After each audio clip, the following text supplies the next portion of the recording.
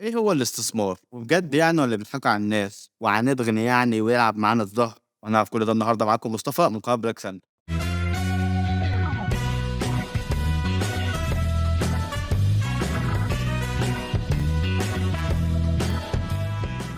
واحدة واحدة كده بقى مع بعض ناخدها بشويش. إيه هو الاستثمار؟ هو عبارة عن تخصيص حاجة معينة أو إن أنت تشتري حاجة معينة بهدف الربح منها في المستقبل. أيوه بالضبط كده زي ما جه في دماغك المشروع، أكنك أنت بتدفع المشروع ليه؟ أنت بتدفع في المشروع فلوس عشان فيما بعد في المستقبل يطلع لك فلوس. زي مثلًا لما تلاقي حد ييجي يقول لك استثمر في نفسك يا ابني، طب أنت هتستثمر في نفسك إزاي؟ هو في الحقيقة في 100 طريقة، أقربها مثلًا إنك تشتري لنفسك كورسات مفيدة هتنفعك فيما بعد وهتنفعك في الشغل، ولو نفعتك في الشغل هتجيب لك فلوس أكتر من دلوقتي. فأديك برضه استثمرت في نفسك، فمعناه هنا إنك بتدفع حاجة بهدف الربح منها في المستقبل. طب حلو أوي الكلام ده، نعمله إزاي يعني؟ زي مثلًا لما تشتري لك بيت أو أي نوع عقار وتسيبه على مدار السنين هيغلى وهتكسب أنت الفرق، ده برضه استثمار. ممكن برضه تأجره وهيطلع لك فلوس وده برضه كده استثمار. ممكن بقى تجيب دهب وتستناها تغلى وتبيع، ممكن تجيب عملات أجنبية وبرضه تستناها تغلى وتبيع، كل ده برضه كلها استثمارات. مش شرط برضه إنك تفتح مشروع زي ما قُلت لك، يعني أنت ممكن تلاقي حد عنده مشروع صغير أو مثلًا عنده فكرة كويسة ممكن أنت تموّله بالفلوس، بس أنت مش هتشتغل برضه أي حاجة، هو اللي هيشتغل وأنت هتاخد بقى ربح اللي أنت اديته له، التمويل أو الاستثمار اللي أنت استثمرته في المشروع بتاعك. يا عم إحنا لاقيين ناكل، الحاجات دي غالية أوي، شوف حاجة خفيفة كده شوية، وده بقى اللي أنا جاي لك فيه في الكلام، كمّل معايا الفيديو. طب استنى عندك يا عم أنت، هو أنا أدّي فلوس لحد ليه؟ ما أنا أحط فلوسي في جيبي ولا حد يذلني، أنت المشكلة هنا يا معلم أنت في تضخُّم، فأنت لو حطيت فلوسك في جيبك برضه هتخسر، يعني مثلًا زي السنة اللي فاتت التضخُّم كان 23%. فأنت لو كان معاك 1000 جنيه بقت قيمتها دلوقتي 770 جنيه مش زي الأول خالص، فأديك طيّرت منّك 230 جنيه على الفاضي، فأنت برضه ما ينفعش تحط فلوسك في جيبك. طب تمام يعني إيه الحل دلوقتي؟ المفروض أنا أعمل إيه؟ سهل يا معلم استثمر. هو يعني الاستثمار سهل يعني؟ هي زيطة أي حد يعرف يستثمر؟ ودلوقتي يا معلم بقى في استثمار، لو معاك بطاقة دلوقتي من سن 18 سنة تعرف تستثمر عادي جدًا. يعني زمان كنا أول ما نسمعوا كلمة استثمار ديّة أول نتخض على طول، الاستثمار ده أوف ده غني بقى وبتاع فاهم؟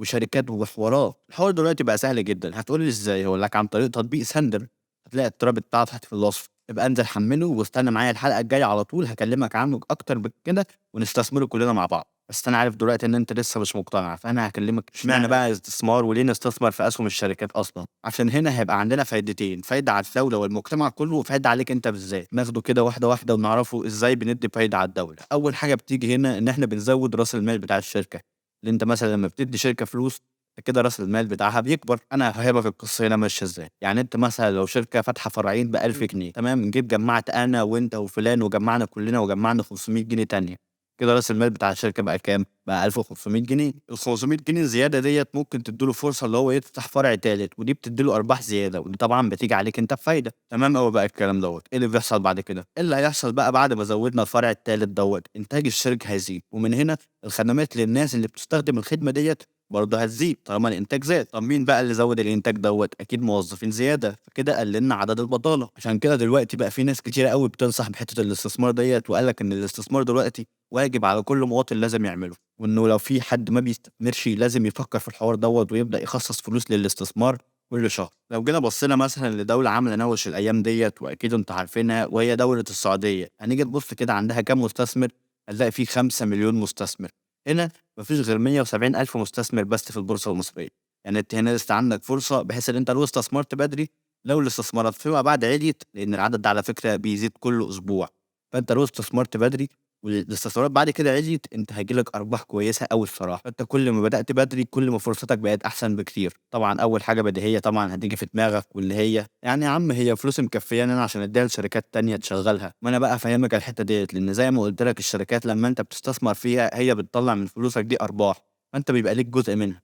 هاكلّمك بالأرقام، يعني أنت مثلًا عندك شركة فوري في 2019 السهم بتاعها كان ب2 جنيه، تعالَ بقى في شهر 5 2021 سهم فوري بقى ب12 جنيه، يعني أنت لو كنت حاطط 1000 جنيه ساعتها بقوا 6000 جنيه في سنتين، هل بقى ده معناه إن أنت تروح تبيع دهب العيلة وتسرق فلوس أبوك وتيجي تكسر الحصالة وتروح ترمي فلوسك كلّها هناك؟ لأ يا معلم برضه أقول لك اعقل شوية، لإن سهل برضه ممكن بدل ما كان السهم يعلى، كان ممكن الشركة يطلع عليها قضايا والشركة تتقفل وممكن يشيلوها أصلًا من سوق الأسهم وفلوسك كلّها تتصفّى، زي ما حصل في فترة قريبة في شركة العقارات الصينية، لمّا ما دفعتش الديون اللي عليها والشركة اتقفلت وكل المستثمرين فلوسهم راحت. طب يا عم أنت ما الشهادات فيها مكسب 18% ومن غير خسارة كمان، منافس يعني في الحتة دي. أحب أقول لك برضه أنت عندك هنا في تضخم سنوي بيحصل مع فايدة الشهادات ديّة، فلازم برضه تحسب الفرق بتاعها وتعرف أنت بتكسب كام وبتخسر كام.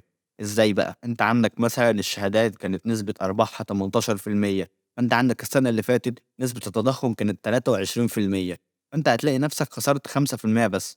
هنا أنت عملت حاجة كويسة اللي أنت قللت من نسبة التضخم عليك، بس برضه أنت لسه ما كسبتش فلوس زي ما أنت فاكر. عشان كده زي ما بيقول لك في أقل الحالات لو أنت مش عايز تشغل دماغك بأي حاجة يعني وعايز تفضي دماغك خالص، حط فلوسك في شهادات، على الأقل بس هتقلل نفسك من نسبة التضخم، مش هتكسب فلوس بقى والدنيا دي. عشان كده لازم تحسب الفرق ما بين ربح الشهادة ونسبة التضخم السنوية اللي بتحصل في بلدك. وارجع واقول لك برضه الاستثمار على قد ما ارباحه حلوة وزي الفل، على قد برضه ما عنده مخاطر. عشان كده بيقول لك لما تيجي تحط فلوس، تحط فلوس تبقى بره حسبتك او فلوس مش هتأثر على حياتك المادية فيما بعد، عشان ممكن تخسرها في اي وقت. ان انت مثلا لو بتقبض 5000 جنيه ومثلا انت بتصرف 4000 جنيه، تحط استثمارات من ال1000 جنيه اللي بره الفلوس اصلا، عشان تبقى حاجة مش هتأثر على حياتك المادية فيما بعد. يعني انت مثلا عندك هنا في حسبة حلوة قوي عملوها، قال لك لو انت بتحط 1000 جنيه كل شهر تحطها تحت المخدة وبتحوشها عندك في البيت، على مدار 20 سنة هتجمع 240 ألف جنيه. لو بتحطها في الشهادات هتجمع 512 ألف جنيه.